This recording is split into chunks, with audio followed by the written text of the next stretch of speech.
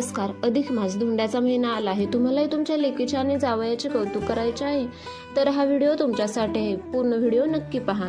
तर चला कंटिन्यू करूया. हिंदू संस्कृतीमध्ये अनेक सण उत्सव येतात, पण अधिक मास हा असा काळ आहे जो दर 3 वर्षांनी येतो.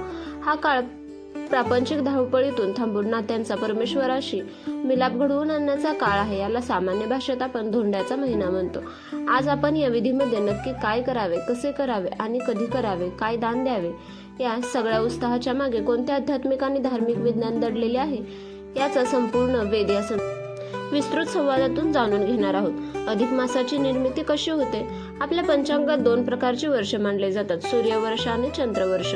सूर्यवर्ष 365 दिवस 5 तास आणि 48 मिनिटे आणि 46 सेकंदाचे असते, तर चंद्रवर्ष 354 दिवसांचे असते.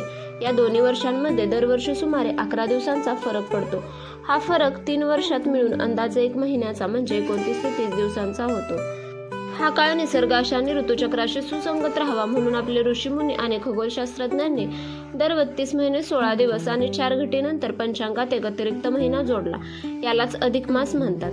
याला मलमास आणि पुरुषोत्तम मास का म्हटले जाते, तर सुरुवातीला या महिन्याला मलमास म्हटले गेले कारण यात सूर्य संक्रांत म्हणजे सूर्याच्या एका राशीतून दुसऱ्या राशीत जाणे होत नव्हते. संक्रांत नसल्यामुळे या महिन्यात कोणतेही व्यावहारिक शुभ कार्य जसे की लग्न, मुंज, गृहप्रवेश वर्ज्य मानले गेले. यामुळे हा महिना उदास झाला आणि भगवान विष्णूकडे गेला. भगवान विष्णूने या महिन्याचे दुःख पाहिले आणि त्याला स्वतःचे नाव दिले पुरुषोत्तम मास. विष्णू म्हणाले, या महिन्याचे अधिपत्य मी स्वतः करेन.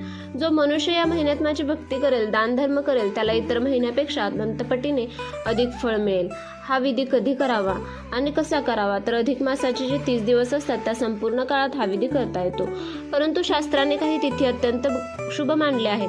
शुक्ल किंवा कृष्ण पक्षातील एकादशी, विष्णूंचा प्रिय दिवस, तसेच दीप पुष्कर किंवा त्रिपुष्कर योग असलेले दिवस, पौर्णिमा किंवा अमावस्या, गुरुवार किंवा बुधवार. लेक आणि जावयाचे आध्यात्मिक व धार्मिक. आता मुख्य प्रश्न येतो की महिन्यात आपण लेक आणि जावयाला घरी का बोलवतो, त्यांच्यासाठी एवढा मोठा सोहळा का करतो? या मागे 4 प्रमुख आध्यात्मिक कारणे आहेत. ज्या माता विष्णू रूपेण म्हणजे जावई हे विष्णूचे रूप. हिंदू विवाह पद्धतीत जेव्हा सासरची मंडळी कन्येचे दान करतात तेव्हा मंत्र म्हटला जातो, ज्या माता विष्णू रूपेणी दुहिता लक्ष्मी स्वरूपिणी, म्हणजेच मुलगी ही साक्षात लक्ष्मी आहे आणि जावई हा साक्षात भगवान नारायण विष्णू आहे. अधिक मास हा विष्णूचा महिना असल्याने घरात प्रत्यक्ष विष्णूंची पूजा करणे शक्य नसते, म्हणून विष्णूंची पृथ्वीवरील रूप असलेल्या जावयाला घरी आमंत्रित करून त्यांची पूजा केली जाते.